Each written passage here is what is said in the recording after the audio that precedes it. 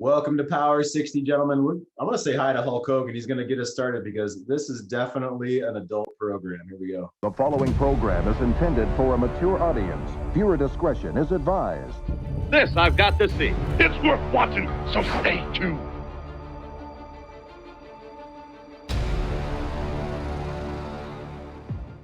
Yeah, I love it. Today is, we're continuing with Mark Manson. We're continuing with Red Pill Informed, how to be on fire within our own lives, how to understand seduction, how to understand our own internal stuff, our judgments, our beliefs. And a key tonight, we were talking about before I hit record is, number one, are we projecting our own beliefs on other people and without even knowing it, right? Like, what are we expecting?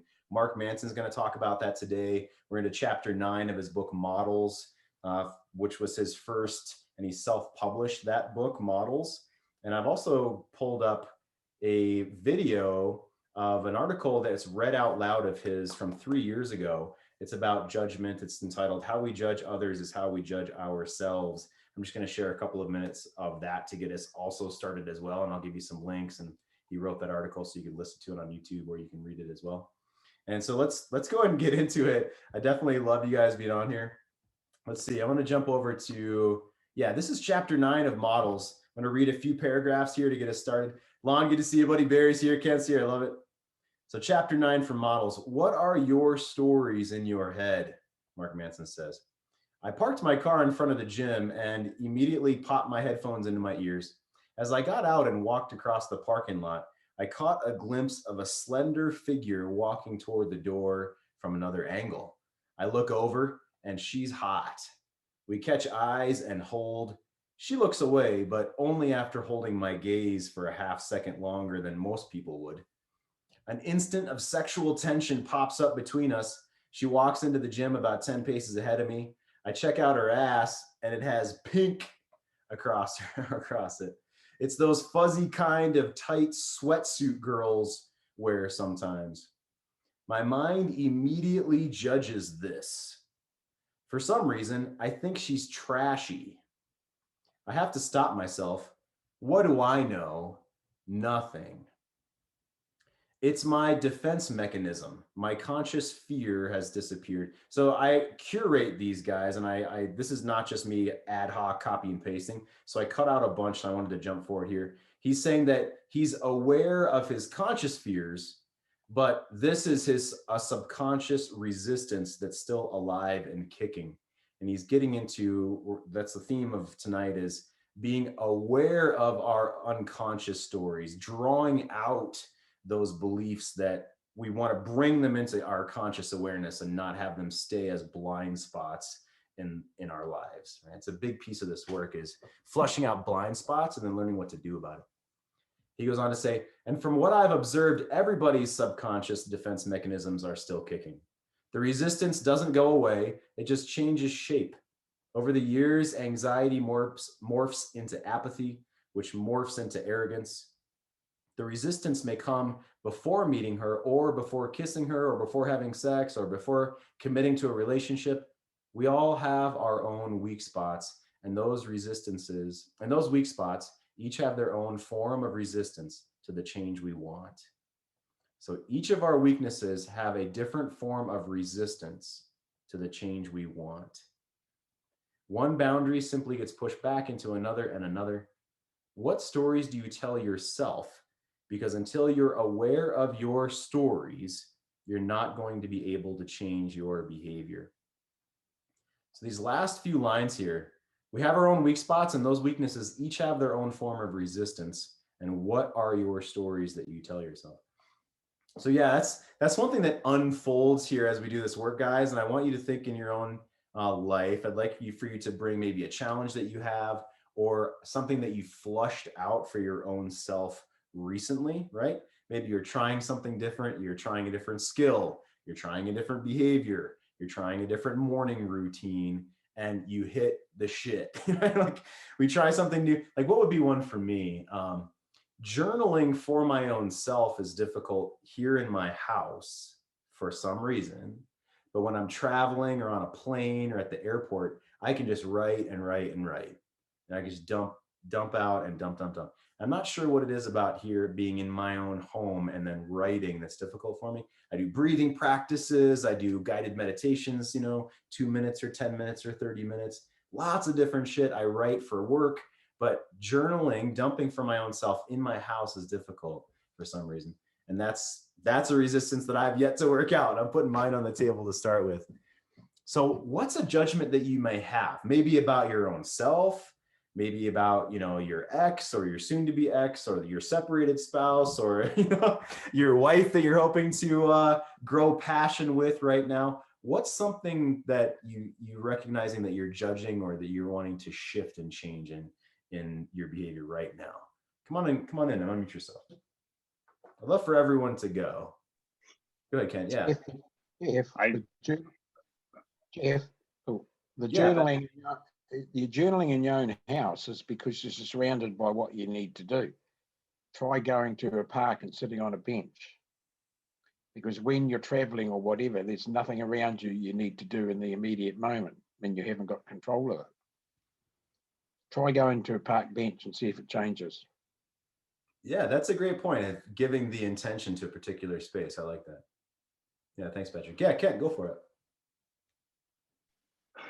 Not sure how fitting this is, but there's things that I've kind of beat myself up over or questioned kind of on again, off again is, obviously learning these skills and becoming a new grounded man. I'm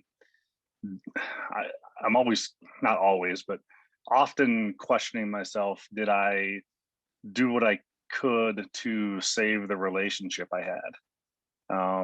Did I give it enough time, basically? And I know I keep, going over the whole process again, the fact that, it was obvious. I was living my truth that, every conversation in the last 2 months living with her, it ended with her saying 2 words, saying, "I'm done." It's like, so I continue to go back to that and say, well, that's my truth. I've got to take that for what it's worth on the surface. And if she's done, then there's probably nothing I can do to change her mind. That I just need to, get myself in a good direction. And that's where I keep going back to as far as, after, breathing, meditating, things like that, is focusing on my direction and understanding that I can't control those outside circumstances. Nice, man. What do you think it is that keeps bringing that up in your mind? What do you value as a man that continues to bring that up? Big thing for me is I've always seen myself as a family man, and just losing that family unit. I'm still a father. I'm still a very good father, but I miss that family unit. And she was a big part of that. And I think it's hard for me to separate those two and to separate my relationship with her with how big of a part she was in a family unit. So that's kind of where I start spiraling and coming home to a quiet apartment when the kids aren't here, and understanding that I am alone. And sometimes there are still times where it hurts to come back home and come home to a dark, quiet apartment and listen to silence, and just kind of drives me crazy sometimes. Yeah, I feel you. Thanks for starting us off, Ken. I appreciate it. Thanks, buddy. Yeah, I'd love for everyone to go. So Lon, Barry, Patrick, what's something that you get in your own way, or a self-judgment, or something that you're judging maybe about her, that you're wanting to try something different here? I know you're leaning into this in a different way in some capacity. Yeah, it looks like Lon probably can't chat or can't talk out loud right now in the chat. Being alone does not have to mean being alone. Yeah, yeah, Lon, go for it. Yep, I'll go. Sorry, I'm not afraid to talk. You guys. I am, but I'm getting over it. How about that?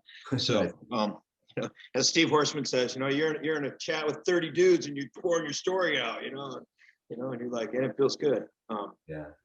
But mine is, and mine's a fairly large, encompassing thing, but it's that idea that I'm enough. As my 3 kids, that as I go through divorce, my 3 kids are all adults.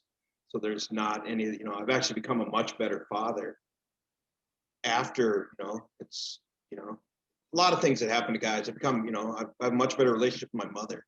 which I didn't really have before. But it's still that feeling, am I going to be okay without my wife? Will I be, like Kent was saying, there are days, I'm alone almost every day. And there are some days when I'm lonely and some days when I'm not.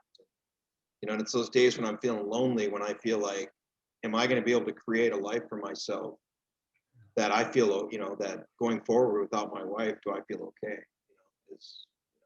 I can handle it for now. Can I handle it for, 2 years, 5 years, 10 years, 30 years? Sometimes that feels heavy. So. Yeah, absolutely. Lon, let me ask you, what do you think will change in the future, or is it just an accumulation of time passing as it's creating more burden on you? Is that why? No, I don't know. Actually, I don't think so. No, in fact, I just got off a call with Mark, does a thing on Wednesday nights, and we were talking about how beliefs affect, how your thoughts affect what your, how you think about something basically affects how you feel about it. Mm-hmm. And and when I find that I have a lot less low, my valleys on the roller coaster are a lot less than they used to be. It's still, when they hit you, they still kind of, you still feel like you got the wind knocked out of you. Sure. That feeling of like, am I going to, and I was doing something on mentoring men. I asked a question the other day where I'm sort of having this thing where as I move forward through the divorce, you start thinking about the possibility of dating again and all that. I'm not there. I know I'm not, but I also, at the same time, I'm afraid of that, like, is that going to work out? Will that be, will somebody like me? And I find myself kind of looking over my shoulder thinking, well, maybe it'll be my wife. And I feel like that limits me. It makes me, it's almost a fear that, well, hopefully it's her, because I'm not sure anybody else can actually like me. Mm. If I really look at that right now, I think, well, she probably really doesn't like me a whole lot right now anyway.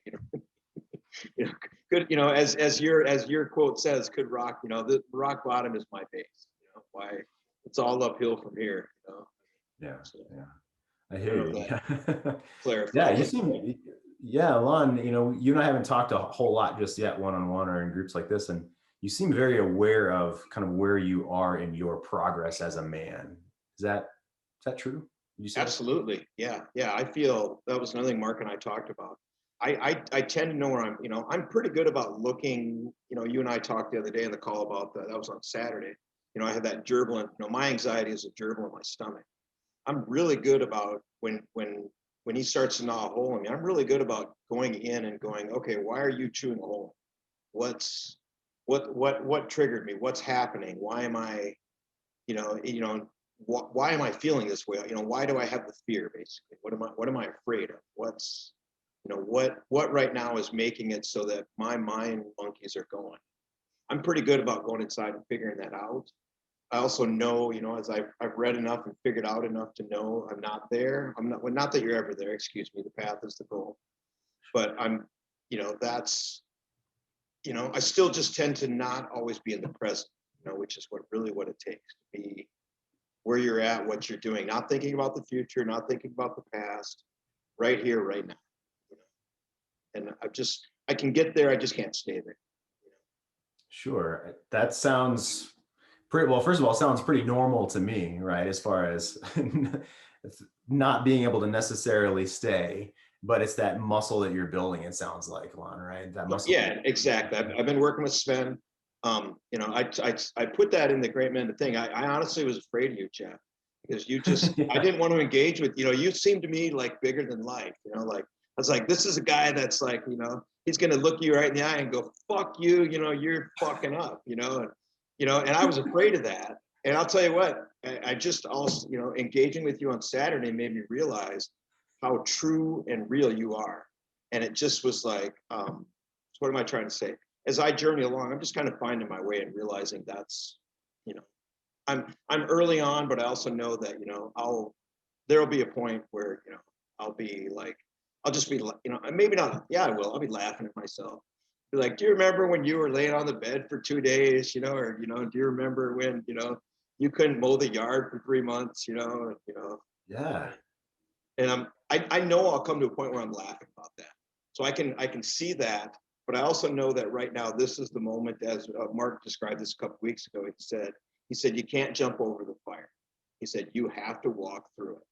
He said, you got to get burned. He said, and then you get to the other side, you got to heal and you got to scar. You know, and that was a powerful statement to me. And that's where I feel like I'm at right now, is I feel like I'm kind of in the middle of that fire, you know, like, you know, sort of burning away those, you know, almost like a phoenix in a way, you know, sort of burning away those layers, getting down to, you know, who I am, you know, that the idea is I don't have to change. I just need to peel off all these fucking layers of shit that I've accumulated over the years that maybe I'm not, you know, that I'm not enough, because you know what, I am, you know, absolutely I am, you know. And what's that, you know, I'm not, this is a joke, but what's that, you know, people like me, people want to be me, you know what I mean? I like me, you know, I mean, you know. Yeah. At my core, I feel that way. I don't always feel that way, but, you know, at my core, I'm like, you know what, you know, I show up every day. Phenomenal. Well, I'll take all that as a, you know, this being scared of me as a compliment, I suppose. That's Yeah, no, don't, you know, you know, it was you know, and you're talking about things that I wasn't able to deal with, Jeff. You know, you're talking about dating, sexuality, you know what I mean? And I'm in a spot where I'm like, you know, I'll share it with you someday, but one of my favorite poems is a guy named Etheridge Knight. He's a African-American poet. He's got this poem where it's called, it's pretty much fuck everything because my woman left. You know what I mean? Like nothing else matters in the whole world. And I couldn't see myself as somebody who was, you know, I didn't want to see myself as somebody dating again or, you know, being sexual again. Because I was so, you know, I was just in that, you know, that what am I trying to say? The reptile brain. I was so hurt, you know, that it was just like, I can't even imagine that. So I think that's what scared me about you, is that you know, you were obviously there, you know, you had gone beyond that. You're like, look, this is the great new life you get to create. It's fantastic. And I wasn't able to accept that was going to be my life. And that's why, you know, when I showed up on your page, that was me basically saying like, okay, I'm ready for that. You know, you know, I'm ready to start taking those steps. You know, we'll see how that goes. So thank you. Yeah, well, you're welcome. Absolutely. I appreciate you being here and being open like this. And I love what you said, Lon, about okay, I need to walk through the fire. And it feels like it's giving you purpose in this time. It's making sense of the suffering, you know, like Absolutely. Victor says. Yeah. Yep. Yeah. Very cool. Yep. Thanks for jumping in. I appreciate it. So Barry, Lon just said something that I want to throw, you know, I want to hit the tennis ball over into your court for a minute. He said around the terms of, I'm looking over my shoulder and wondering if I'm going to reattract my wife. Not quite exact. That wasn't a direct quote, but paraphrased. And Barry, you and I talked about Barry, you and I talked about that. How does that hit you, right? When Lon said that, like, I wonder if I'll reattract my wife. It's definitely familiar. I don't know if I don't know how I feel about that right now, because I'm not sure what I want around that. It's definitely complicated. I definitely, you know, Lon's story is definitely familiar in a lot of ways. I feel like it was only weeks ago when I kind of turned a corner, I guess, and decided that there's some certain things that I had to do in order to move on. And well, as we've talked, once I started doing that, then, you know, all the things that I've tried to make happen over the last, you know, better part of a year started happening now with her. And, you know, she's now more interested in everything. But I guess, and I didn't believe that this would happen, but once you decide, you know, you're going to, you know, once I decided I was going to go off in a different direction, then I'm pretty committed to not changing that direction anymore. So, but, you know, it's, I guess the fear or whatever that lingers is, can I keep that, you know, can I stick to that path, you know? I mean, I know that I can, and I know that I will. I just wonder sometimes, you know, what are the consequences? What are the costs? Do I really understand? Have I really internalized the risks of the path that I'm taking right now? And I'm ready to deal with the consequences of those actions, whatever they turn out to be. And so I guess my thing that isn't really what I know is what I don't know, that lurks, you know, somewhere below the surface that I'm, you know, fairly aggressively ignoring right now, and expect to continue to do that. Aggressively ignoring. I like that. Yeah. So is I don't know if those words work together, but Yeah, yeah, I like that a lot. Well, I mean, the devil we know, and it's always the blind spot that scares us the most. It's the devil in the closet. It's the dragon down in the abyss that isn't usually a dragon. It's something much, much smaller, if anything at all. Okay, so is there, with the theme of what we're speaking about here, and how we judge others is how we judge ourselves. Do you judge yourself in this time for moving toward what's best for you and what you want right now, after having put in the hard work for a year and things not turning, and now turning your shoulders and taking steps what's best for you? Do you feel any reservation about that? You said you're dedicated to it, but is there any reservation? Yeah, sure. I feel reservations about it because it's not an exact science, but and I have some regrets of having gotten myself into the situation in the first place, being my part in that process, which was long and typical. So all that kind of sucks. But I can also see the reality of just dealing with this, the situation at hand as best I can. And so in that respect, not so much, I think,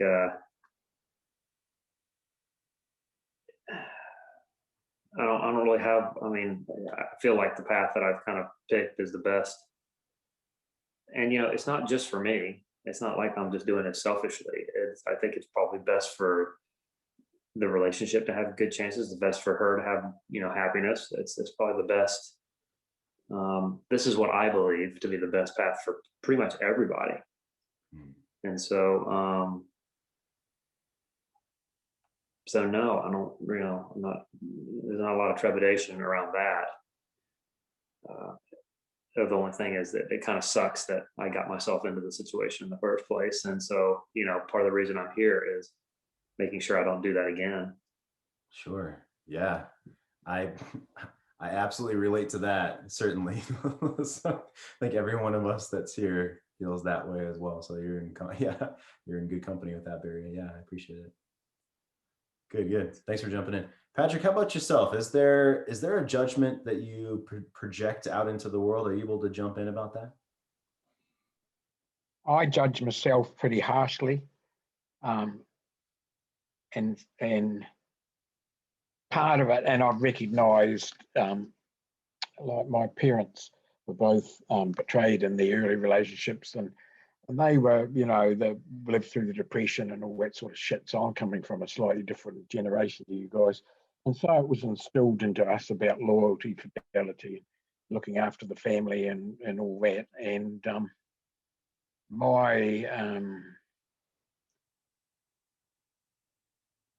it's interesting because my son's getting counselling and I go along as well. And the counsellor said to me, "You've got to look after yourself, Patrick. At some point, you've got to look after yourself." And so I've got to be careful. And I'm realising if I judge myself too harshly, it's going to have ramifications. I've got a nature that suppresses everything until I pop. And it might be called stoicism, but at some point I'll, unless I can get myself out of it, if you know what I mean. Yeah. I'm not probably making sense. No, you are, absolutely.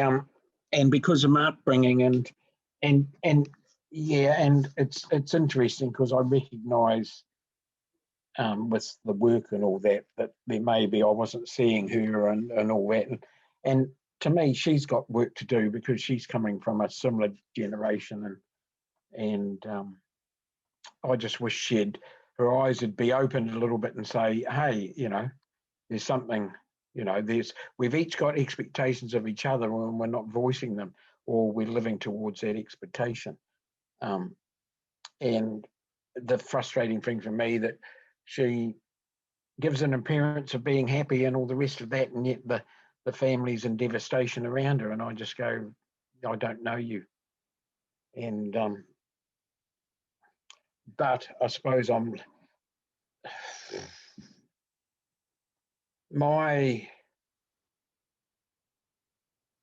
my biggest thing is, and I don't know whether it's a bloke thing, I internalize a lot of stuff. I mean, I don't talk a lot about things to people, and I've been through this process once before where I wound up with burnout as a result of it and got severely crook. And it took me, I slowly went into it, and then I crashed badly, and then it took me a long time to get back out of it, and I'm very conscious that I don't want to repeat that process. And I realised later that a lot of what caused it wasn't internalized anger, and I'm angry about what's happened, but I don't voice it. I've got no one to voice it to, if that makes sense to you. I can't talk about it with the kids in a lot of ways, although they've seen, I mean, I dropped 10 kgs when it all happened. And it's your internal dialogue and the internal narrative. You've got two things. You're judging yourself, and you've got a narrative about what you want it to be, or what she's doing, or whatever. And in the end, you've eventually got to get to the point where you've got to stop. Lon has his gerbil in the gut. I call it the hamster in the head, and you know, the hamster wheel. I've got a brain that goes 100 miles an hour all the time, and it drives me nuts. I mean, I used to manage 50 people, and it was a piece of piss. Was people say, "Don't you get stressed?" And I go, "What's there to stress about?" You know, because it was actually relaxing for me, because it stopped my brain going off in a whole lot of other directions. And that's what I've, with being on my own, I appreciate what Lon and Kent were saying. You've got to watch what your head does. You've got to get yourself out of the thing. And that is where the C-Note show and these sorts of things, there's been some mornings where I'm going, oh, fuck. And then I'm sitting across the C-Note show, and somebody comes up with something and it resonates. And a lot of what Lon said, I was going, fuck. I do that. I'm not saying fuck to you, Lon. I'm saying fuck to myself. You know, I understood what you said. You couldn't mow the lawn for 3 days, for 3 months or something. Why go through? The lawn needs mowing. I go, I can't be fucking bothered. What's the point of mowing the lawn?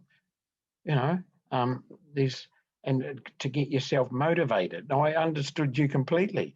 You know, didn't mow the lawn. I haven't left it for 3 months, trust me. Otherwise, I wouldn't be able to see the bloody fence. But there's days where I go, it needs mowing. Ah, fuck it. And there's other days I've got to push myself to leave the house and go to the bloody supermarket and shit like that. And you know, and there's that. So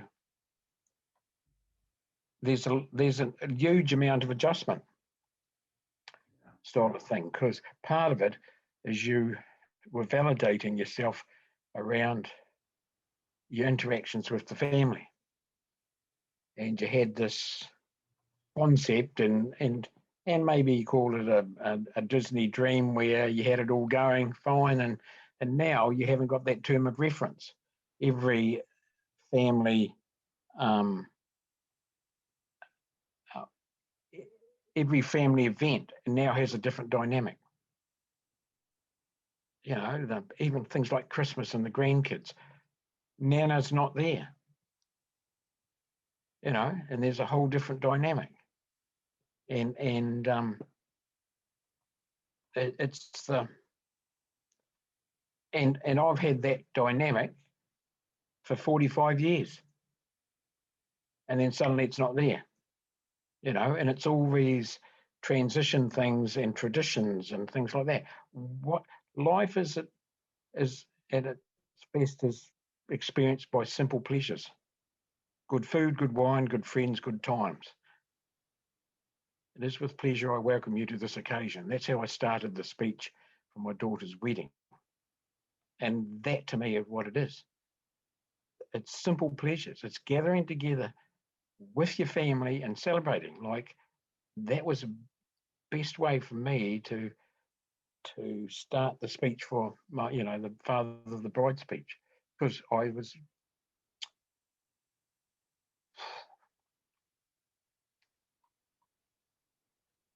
was really rapt to walk down the aisle and to celebrate everything and have all the family and people around, if you know what I mean. Yeah. So, and it's all that, and the other thing is I'm a perfectionist. Everything's got to be fucking perfect. I've got to get out of that. My life's got to be perfect. The fucking lawns are got to be perfect. They're not now, trust me. Right. It's all that stuff, and am I making sense? It's the self-dialogue that's raging in my head all the time. It'll do me in if I'm not careful. Well, thank you for opening up for us, Patrick, man. I feel absolutely honored. Yeah, Lon, come on in. Thanks for raising your hand. Come on in. You want to give him some feedback? Yeah, go for it. Yeah, I just wanted to say something to Patrick about you were talking about the holidays. And I had an experience where I felt the same way.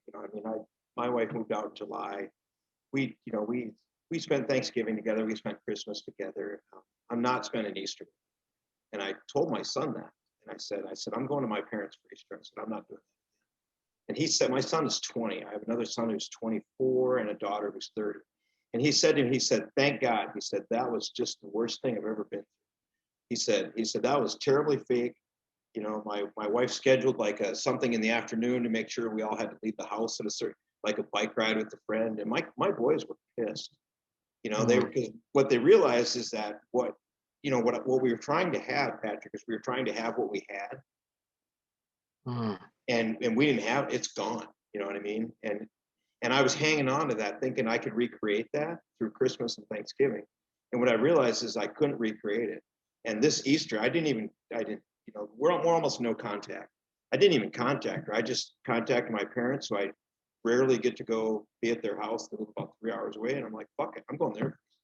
And I told my kids that because I knew they wouldn't want to go. They're not big at my parents. But I just was letting them know, like, whatever's going on for Easter this year, it's not going to be at my house, and it's not going to be me at your mom's house. You can do whatever you want, but I'm done faking those. That's not how they are anymore. I mean, the feelings that held those things together, that those family gatherings, they're gone. They're not. They're memories from the past. They're no longer things that we hold in the present. And I'm really happy that I'm not, that I just kind of let go of it. Like, well, that's just another thing I'm gonna have to let go. Do I want it this way? Fuck no. I'd much rather have Easter with my family, on Christmas and Thanksgiving. But I don't get to have it. It's not, my wife left. I don't get to choose that. And if I'm not going to get to have it, I'm going to go do something. I'm going to go hang out with my family. I'm going to go do something that's real. So I don't know if that. So that idea of hanging on to the past, you just have to understand. Sometimes you're hanging on to something that doesn't exist anymore. So. Yeah, exactly. And the other thing, you've got that standard from the past to try and match for the future, and it's a part of it is, Lon, it's a lot of trigger points. Oh hell yeah! Just about in those occasions, just about everything's a fucking trigger. I got triggered last week, Patrick, by some mud on the Missouri River, 500 miles away from my house. That brought me back to memories of when I was in college, from a spot 500 miles from where I was at in the Missouri River. And I'm sitting there holding this dirt in my hand, and I'm crying because I'm remembering being in college with my daughter and my wife from some, pardon my language, from some fucking dirt. I mean, you bet. And you know what I did with it, Patrick? Is I was alone, and I sat there and I cried and I shed my tears, and I took that dirt, that sort of muddy Missouri dust, and I kind of threw it in the air. And I said, okay, I sat there with that moment, and I was with it. I experienced the pain that it gave me. I experienced the memory it gave me, and then I let it go, like the wind. It was a windy, it was a windy day. I just let it go with the dirt, and I just went about my hike. I was like, okay, that's Yeah. No, and it's hard to do. Simple, not easy to do. So I understand in that. You might have twigged when before I stopped for a couple of seconds because it just surged through me, and it's I know, like I had my brother got killed and I had to go and identify him, and I was there for another brother died of cancer and shit like that, and I never cried or did anything around that with my parents. I had 4 deaths in about 2 or 3 years, and I never was emotional about it. But my identical twin brother was absolutely distraught to the point where his wife said, "You got to come and help me, Paddy. I don't know what to do with him." And now I can't speak their names without a big surge coming through. And you hid it away. You put it away. That's Yeah, and at some point it's got to come out. I didn't put it away deliberately. At some point, I know at some point, I'm probably going to burst into tears and cry for 3 days. That's what's great about these men's groups is that, and that's why, I'm sorry, I feel like I'm hijacking your talk, Jeff, but that's what's great about these men's group is that we get to bring it here. You get to share those emotions, and you're dealing with people that aren't going to look at you and go, well, aren't you a fucking pussy? You know what I mean? Really? You're sad because your wife left? You know what I mean? Jesus Christ, get the fuck over it. You know what I mean? Because we've all been there. I hadn't cried in a lot of people die, not a lot, but I had people die in my life. I didn't cry, I'd shed a few tears. It must have been about a month ago. I really, for the first time I let it out. I really did. I had that howling, in my house, whatever the fuck you want to call it, you know what I mean? The just gurgling, sobbing, whatever it was. And when I was done, I was like, wow, I really needed that. That was a long time coming for me, to hold that in. And and that's what these men's group are. They're allowing you to share those things and sort of feel that pain with the safety of, guys like Jeff and Kent and Barry, who aren't going to be, they're there for you. I mean, we got, truly we're brothers. I mean, I don't care what anybody says. I mean, we are, fuck anybody else. I'm gonna jump in. I love you guys talking. You're not hijacking anything. I always say that, you guys are my number one priority. That's what Horseman was there for me when I went to his group going on 6 years ago. Right. And that's what I'm here for you guys. Yeah. And Patrick's been on since day one of the C-Note show. This coming Monday is the 1 year anniversary of the C-Note show, Patrick. Do I get a gold watch? Yeah, if you want to give yourself one, you bet. It's in the mail. Yeah. I'll strap it to a seal and send it over to you. Good on you. Fantastic. Thanks for jumping in, guys. So I'm going to share a few minutes. It's very pertinent to what we're talking about here. And one, I'm going to turn the car left a little bit in that I believe that we all here, men that come to this work, myself, Lon, Barry, Kent, Patrick, all you guys, we all care about relationship deeply, right? And Lon, one thing you said a few minutes ago is there might be these guys like, oh, get the fuck over it. What's your problem, dude? And they value different things in life than we do. So they're, projecting their values onto us. Like they can't believe why are you bubbling about that? By the way, I've definitely cried, begged, made the mistakes and on and on. I've definitely made all those mistakes. So I'm going to jump into, this is a red article by Mark Manson. I'm just going to share a few minutes of the middle part of this I curated for our show tonight, and then we'll jump back and we'll talk about it. Again, this is titled, How We Judge Others is How We Judge Ourselves. So here's the point that I wanted to make was, if we need another reason to lean into this work, if we need another reason to shift our judgment about ourselves, notice that people around us see that modeling. So the people that are close to us, in our family, in our community, wherever it may be, our close friends, they see how we are acting and how we are modeling, how we care about our own selves. And if we shift that, how we care about our own selves, it's modeling to them that they don't have to believe what we were projecting in the past either. So this is the gist of what Mark Manson's going to go into. Here we go. Your happiness more than others. In that article, I wrote that it's important to measure ourselves by our own internal metrics as much as possible. The more external our metrics for our own value and self-worth, the more we screw everything up for ourselves. But there's more. The way you measure yourself is how you measure others, and how you assume others measure you. If you measure your life by your family relationships, then you will measure others by the same standard, how close their family is to them. If they're distant from their family or don't call home enough, you'll judge them as deadbeats, ungrateful, or irresponsible, regardless of their lives or their history. If you measure your life by how much fun and partying you can have, then you will measure others by the same standard, how much fun and partying they have. If they prefer to stay home and watch Star Trek Next Generation reruns every weekend, you'll judge them as inhibited, scared of the world, lame and soulless, regardless of their personality or needs. If you measure your life by how much you've traveled and experienced, then you will measure other people by the same standard, how worldly they've become. If they prefer to stay home and enjoy the comforts of routine, then you will judge them as incurious, ignorant, unambitious, regardless of what their aspirations really are. The yardstick we use for ourselves is the yardstick we use for the world. If we believe that we're hard workers and we earned everything we have, then we will believe that everyone else earned what they have. And if they have nothing, it's because they earned nothing. If we believe that we are victimized by society and deserve justice, then we will believe that others are victims of society and deserve justice as well.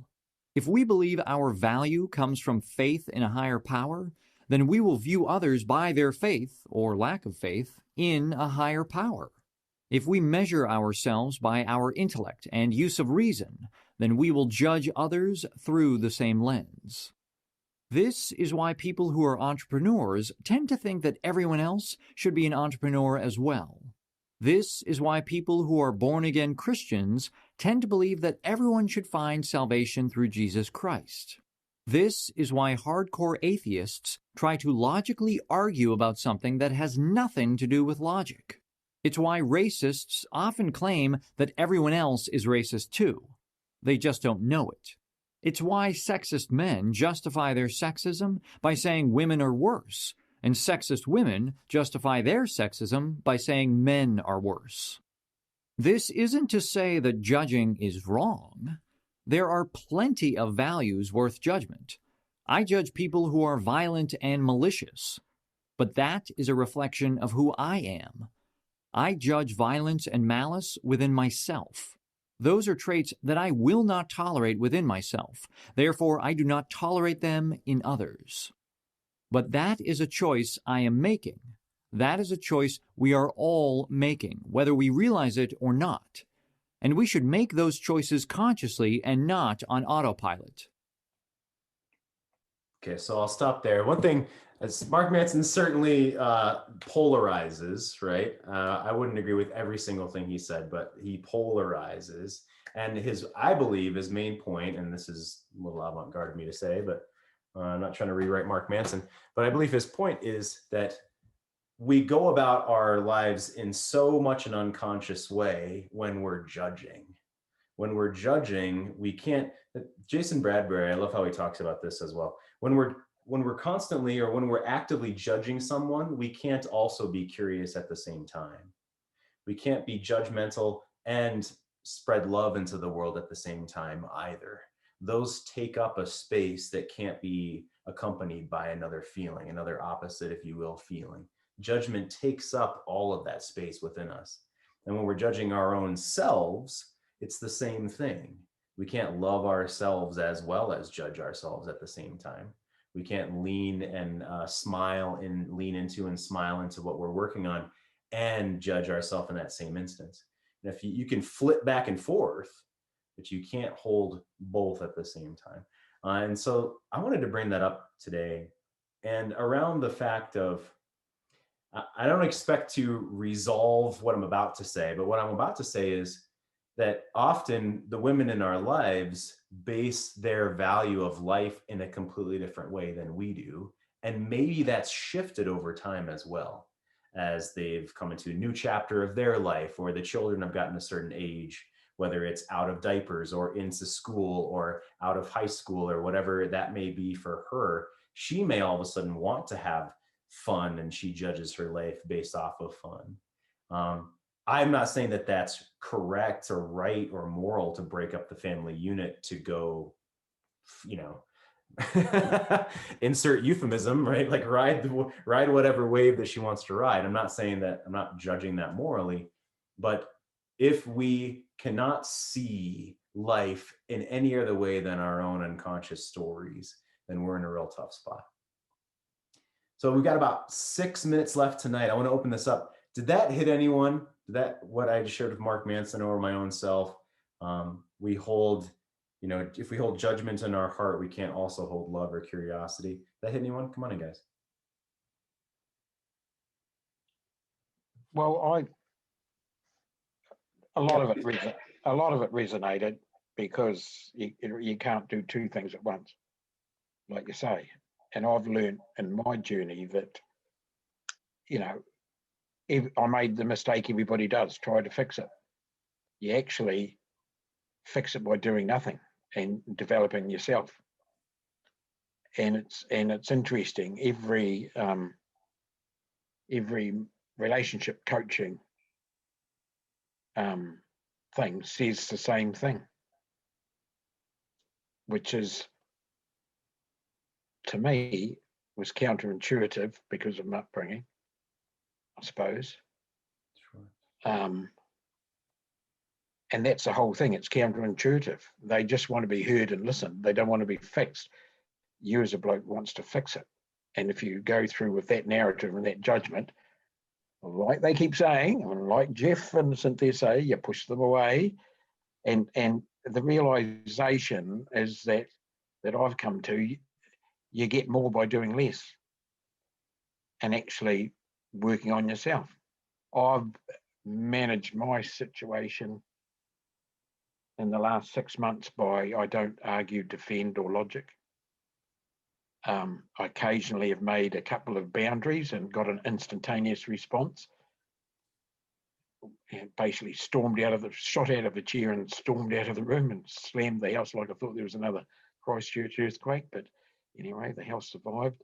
And I just thought, that's interesting. You're not, I was curious, as Jeff says, rather than an intense wave of emotion. I just thought, that's interesting. You're not completely happy to react like that. You acted emotionally. And, you know, she was here last night sitting in a chair, an armchair adjacent, and I noticed her looking at me. She didn't notice that I noticed, but I just thought, why the hell are you looking at me? And we get along fine. You know, we don't talk about the relationship anymore. And it's interesting. I think, I don't know. I'm looking over my shoulder like Lonnie says. I don't know whether she'll be back or not. But in a lot of ways, I'm not going through those peaks and valleys of intense emotion because of an argument, if you know what I mean. Yeah. One of the relationship advice that I saw somewhere, or somebody said to me, relationships are like waves. Learn to ride them. Sort of thing. Mm-hmm. Absolutely. Yeah. Thank you. Hey Barry, I saw you on mute. Come on in. My farming mate that I walk with, the 84-year-old farmer, he says, whenever I got into an argument, he says, I went out in the farm, stayed out there. And he said, if you miss a meal, they get worried. So he'd just pack up and go to the back of the farm. Yeah, he takes space for himself. Yeah. Mm. Yeah. Thank you, Patrick. I'm gonna press pause for a second. Barry, come on in. Did you want to jump in? Thank you, Patrick. I appreciate it. I've entirely forgotten why I did that. So, what was the topic? What were you just? Let's see. It was about sure. I mean, judging. Oh yeah, judging. Modeling, and I'll add on to it because something Patrick said hit me as well. Is modeling by treating ourselves the way we want to expand into the world. And Patrick said, you know, he's not sure if it's because of generation and such, but perfectionism and wanting to fix ourselves. And I think that wanting to fix ourselves, I mean, it's certainly a judgment about ourselves, and it's an insecurity about ourselves. And I'm wondering in this exact moment, how much we project that judgment onto her unknowingly when we're judging our own self as needing to be fixed. If we then try to fix her because we're really pushing that same energy that we think about ourselves out to her. And that we've all, you know, Patrick just said, and we've all learned trying to fix her, you know, is the wrong thing to do. And I'm wondering if that's just really ultimately starting with us wanting to fix our own selves. Does that ring a bell, Barry? Yeah. I think we at some point recognized that, sure, we screwed up our relationships, but we weren't the only ones that screwed up our relationships. There was a 50-50 partner in that relationship that screwed it up. And, you know, I don't think historically I can find a relationship, maybe one, any relationship I've ever learned anything about that blew up. It was about as 50-50 as it could get in just about every scenario that I've ever been aware of. And of course, that's my sample set's small, but that's my experience. And you know, so I guess there is some. I mean, I've always been kind of a judgmental, definitely. So that kind of, you know, so I can identify with what Mark Manson was talking about for sure. But I remember the Myers-Briggs thing. The J was always present in my no matter what. Yeah. So, yeah. So I that kind of really resonated, and you know, maybe I feel like maybe I'm a little less so lately, but it's still a definite pitfall I need to watch out for. But you know, ever since we've decided to go ahead and really split up for a little while and see what happens, she's suddenly kind of woken up and started doing her own kind of baby steps towards maybe addressing some of her own stuff. So, because she was in I don't know, some sort of a fog or limbo or something for the longest time. And last week or so, or a week or 2 weeks, since this direction has been tested a few times and it looks like it's going to hold, you know, she's now starting to make some steps. So it's just, but yeah, I've been thinking that she needs to do that for a long time. And I've been suggesting that sort of thing in 100 different ways, maybe, and trying by not suggesting it or ignoring it or whatever, all the different strategies. None of it made any damn difference except for, all right, fine, I give up. I'm just going to go do my own thing. Here's what we need to do. And then all of a sudden, you know, so, you know, all the stuff that we learn is pretty accurate. And the stuff like you said, I had to be ready to move on before she was going to ever be interested in making any movement at all. She was, I think she might have literally stayed in that same state as long as I was willing to hang around and put up with it. Forever, maybe. Yeah.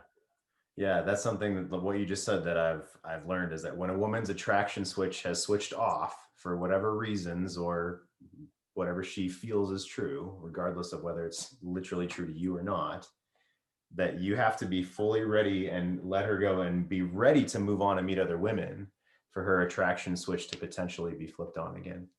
And that's not how we as men work. And I think that's hard to understand, but it's definitely yeah. And I wish I don't know if there was a way I could have shortcut this whole process, because it'd been nice to have come to this conclusion and be able to really accept it months ago instead of, you know, weeks ago. But you know, I guess, I mean, I'm not going to beat myself up about it or anything, but it sucks that sometimes you have to do things a little bit the hard way, right? Sure. Yeah.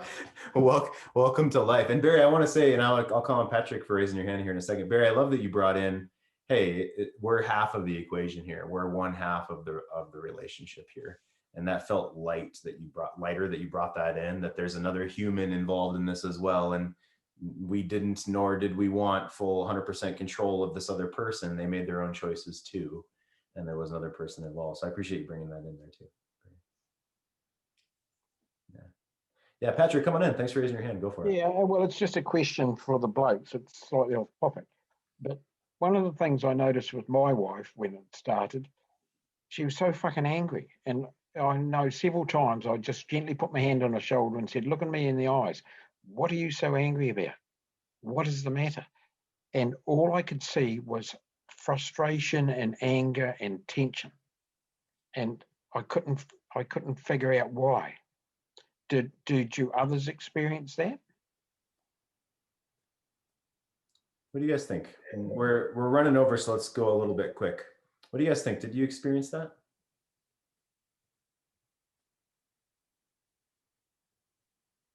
You know, I'll go, Patrick. Mine wasn't really, you know, I mean, obviously it was anger, but what happened with my wife, she didn't really get angry at me. She just put up a wall, you know, and once the wall went up, she didn't have to be, you know, she wasn't angry anymore because she was behind her wall. She didn't need to be mad anymore, you know. And once that wall went up, I didn't, you know, that went up about a year ago now. And, you know, it's come down one day. We had an anniversary date. It's come down one time in 12 months, but there's been no anger because she just went behind the wall. So. Okay. Oh, thanks, Lon. Yeah, Kent, Barry, how about you? Yeah, I don't know how much anger was involved, but the big thing for me was the message I kept getting was, well, you never and we never, and kind of those very, you know, definite, you know, examples that I started to believe, you know, that just like made me feel like the love wasn't there, you know, which maybe wasn't there to the full extent, but, you know, the way I showed love is obviously the way I show love. And what I'm starting to learn now is, you know, no matter what she said or did or how she said it, like, didn't necessarily make it true. Because, you know, I did love her. I do love her, you know, and it was just maybe not received or maybe not communicated in the right ways. And I can understand her frustration. And yeah, it just came out in a lot of very, very direct comments that really hurt for a long time. And I believed all of them for a long time. Yeah. Thanks, Kent. Yeah, Barry, what would you say? Let's see. Yeah, once in a while, on occasion, there was a little anger at, you know, why didn't you do this stuff when it would have, you know, mattered? And I was just, you know, well, yeah, I regret that, but I didn't know any better at the time, and I don't really know why. I'm not entirely letting myself off the hook for that either, because at some point along the way, at any time, I could have really listened and heard her, you know, issues and done the steps I'm doing now before it got to a point. But I guess, you know, I guess we're stubborn, you know, until she says, all right, fine, get the fuck out, you know. That's the word that was in my head too, stubborn. You were serious. You know, that's the kind of thing, you know, when you hear the bomb, then that's when you're finally like, oh, so you weren't kidding for the last, you know, 10 some odd years when you were warning me. So, you know, yeah, sometimes you got to do it the hard way. Yeah, but I want to agree with Barry. I'll agree with you. And it's interesting, right? So she cannot have the potential to be reattracted until we're fully ready to move on. And we don't generally understand or click or move past our stubbornness, talking to myself, that was the word I was thinking too, until she's potentially ready to move on. It's quite an interesting spot. Yeah, it is interesting. I think, yeah, I mean, it had to get serious enough to where I realized that the relationship was going to fail if I didn't do something. But we all know that the 2-year clock was already ticking at that point. And what I wish, I think, I don't have any male children, so I don't have the opportunity to pass along my knowledge because had somebody passed along this knowledge to me, maybe, you know, it would have dawned on me at some point before, you know, the I guess, you know, but I didn't have that benefit. And the fact that it happens this way for a lot of people, all of us, means that I guess I'm not that atypical. Well, yeah, and to Patrick's point, this is a cultural shift as well. So it's not just, you know, they had that father and we didn't. It's a whole cultural shift for men and relationships and marriage and everything. Yeah, Patrick, thanks for the question. I appreciate it. I need to wrap it up, gentlemen. Fantastic. Happy to see you, Lon, Kent, Barry, Patrick. Fantastic, gentlemen. Have a great rest of your night. I'll do the same thing next week on Wednesday. Otherwise, yeah, we've got the C-Note show every Monday through Friday at 11 a.m. Mountain Time. Are you going to have the C-Note show through Easter?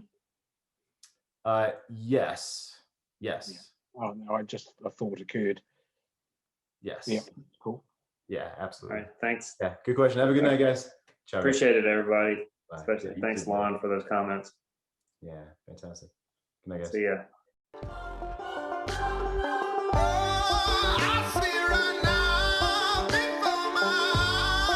It's the same man starting to rise.